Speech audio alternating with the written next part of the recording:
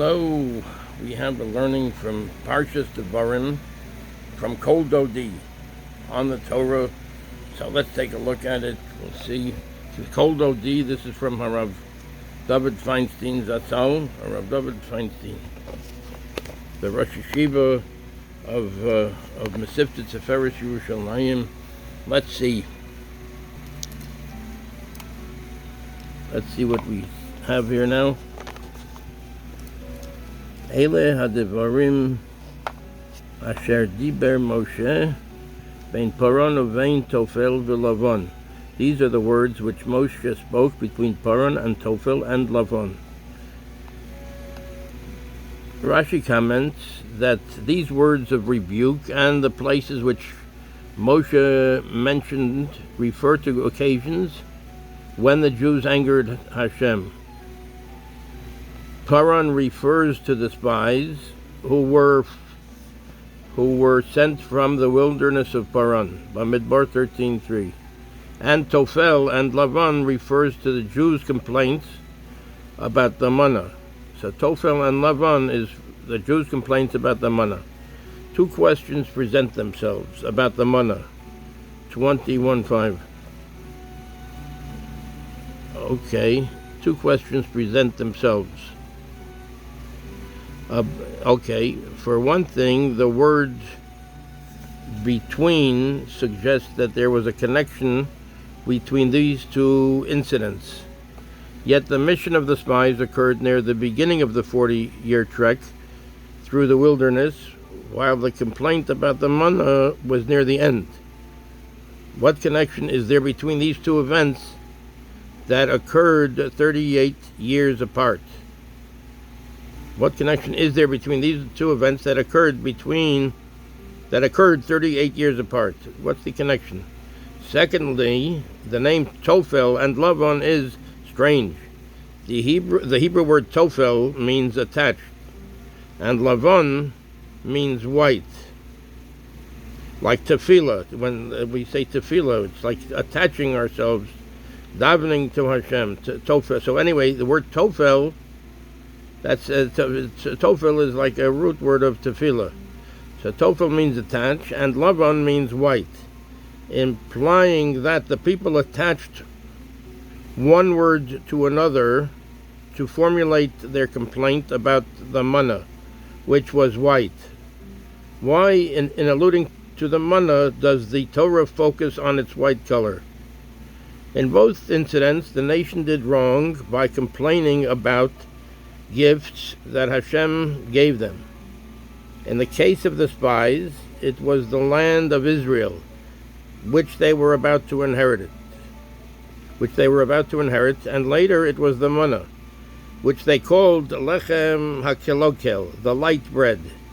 Ibid means over there, and see Rashi, lechem hakelokel, the light bread, and kal is light, kal.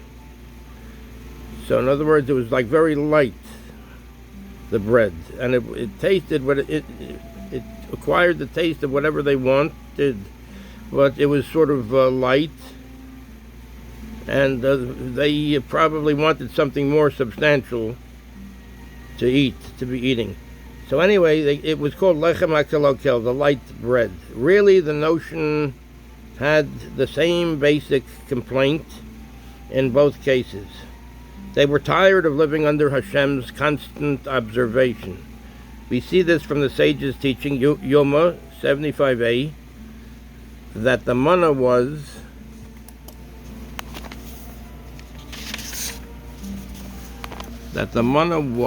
white. Shemalbin avonosehem shel Yisrael, because it cleansed, whitened Israel's sins. So why was the manna white, the man? Why was it white? Shemalbin avonosehem shel Yisrael, because it cleansed, whitened Israel's sins. How did the manna do this?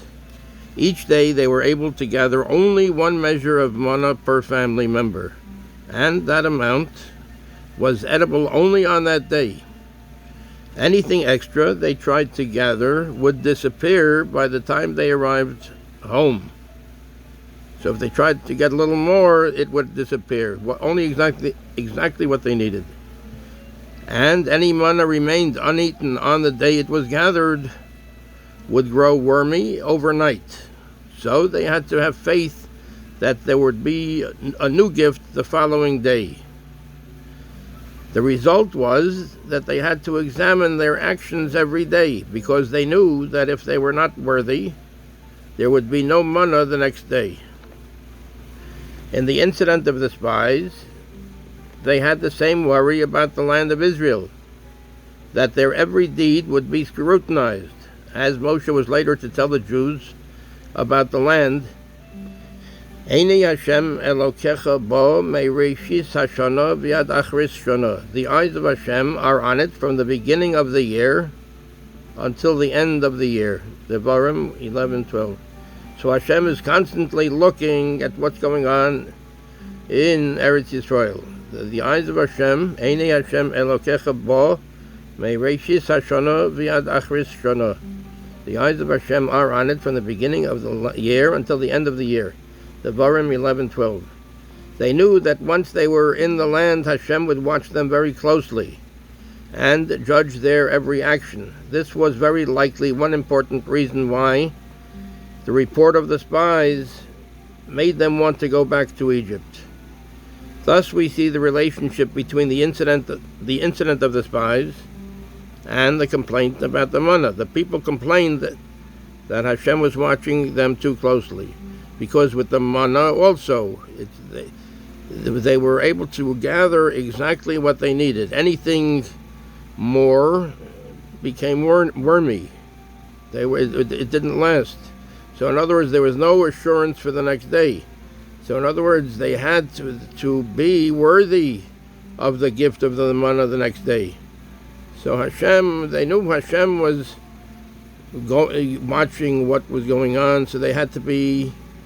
So that is the connection, and also by the going into Eretz Yisrael, they knew that Hashem was watching what's going on in Eretz Yisrael. One has to be the best one can. So in other words, this was too much. The people complained that Hashem was watching them too closely. So that's what is the connection between Tofel and Lavan. Tofel and Lavan.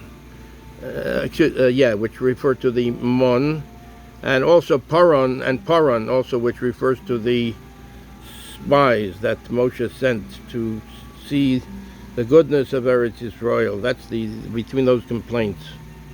V'di Zahav, and it says, and Di Zahav is one of the other places. And Di Zahav. Di Zahav literally means enough gold. Enough gold. Dai is enough, and Zahav is gold. And Rashi explains this as a reference to the golden calf.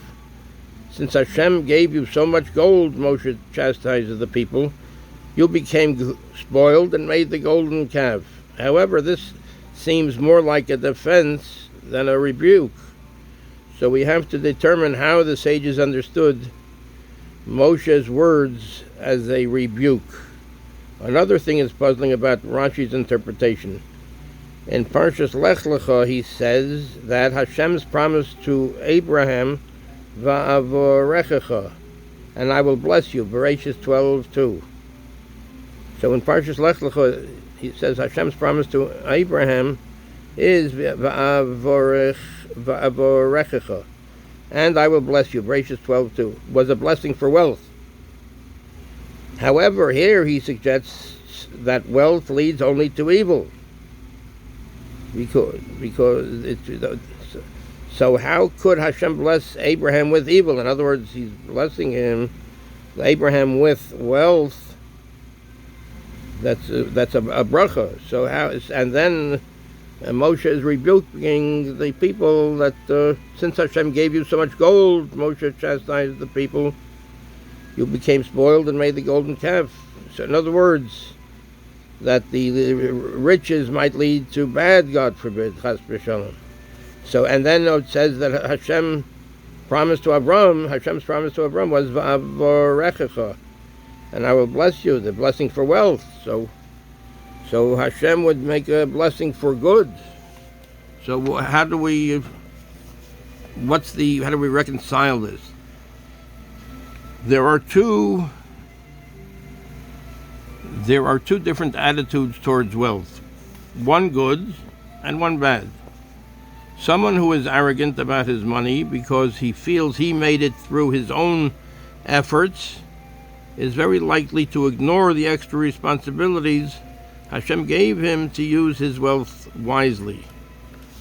On the other hand, someone who thinks that, in the words of King David, Mimecha hakol u'miyadecha nasanu lach, everything is yours, and from your hand we have given to you. In other words, Hashem gave us everything. So in other words, if we're giving tzedakah, we're giving something back to Hashem that He gave to us. Mimecha hakol, everything is yours, it's from you. And from your hand we have given to you. Divrei Hayamim 1:29-14. So that recognizes that all wealth belongs to Hashem, and that He is only a banker in Hashem's employ. The person is only a banker in Hashem's employ. Whatever Hashem has given him is everything he needs. He has what he requires for himself, and whatever is necessary to distribute to the poor and for other mitzvos. For such a person, money is a blessing, and he does not feel that he has more than he needs. If he's getting more money, he has for himself, for his family, and also he has various mitzvos to do and to help people that are poor and to do mitzvos. If he gets money, he's very happy with this, that Hashem is giving him money to survive and also to do the mitzvos that he has to do. My father, zt'l, this is HaRav Moshe Feinstein, zt'l, Zeichet Tzadik L'Bracha, noted that when Esav said, Bereshis 33:9, Yesh li rov, I have plenty, he meant that he had more than he could use. He said, I have plenty. I have more. He meant that he had more than he could use, because it was all his, and he did not feel responsible to anyone else for it. He had a lot of riches, and it's all there. What is but he didn't have any responsibility to anyone else for it. So like he had the whole world, he's got a lot. Yesh li rov, I have a lot. Jacob, however, said, in the same, Ibid means the same place, verse 11, Yesh li chol, I have everything. I have everything. He has everything he needs, because he understood that he had everything he was supposed to have, and that it was his responsibility to figure out what the one who entrusted it to him wanted him to do with it. So I have everything because he understood that he has everything. He had everything he was supposed to have. In other words, it was all that Hashem gave it to him, and there's a responsibility going with this. He had the responsibility to figure out what he was supposed to have, and to figure out what the one who entrusted to him wanted him to do with it. This then was Moshe's rebuke to the Jews. You thought you had enough money, that your money was a plaything to amuse yourselves with, that you had enough, whatever I need, that your money was a plaything to amuse yourselves with. That is why you strayed after your desires and built the golden calf. On the other hand, Hashem knew that Abraham would make proper use of any wealth he was given to help those in need and to glorify Hashem's name in the world. Moreover, he will receive ample remuneration for his role as a trustee of that money. For someone with that attitude, wealth is truly a blessing. So Avram knew that he would make the proper use of any wealth he was giving. He was given to help those in need. He was given for himself, of course, for his family, and also to help those in need, and also to glorify Hashem's name in the world. And he also knew that he will receive ample remuneration for his role as a trustee of that money, that when he does the mitzvos, he will receive proper reward for it from Hashem. For someone with that attitude, wealth is truly a blessing. We can look at this, and let's see on the other side of the page.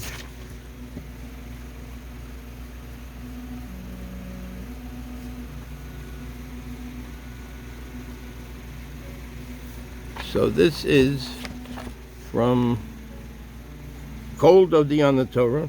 That's comments and insights and ideas on the weekly Sedra adopted from the Shurim of Rabbi Dovid Feinstein, zt'l. And this is this is Kol Dodi on the Torah, and this is from Art Scroll Press, Art Scroll. Thank you very much, Kol Tov. Alles gut. Alles Gutens. Kadir. Hatzlacha Rabba. Kol Tov.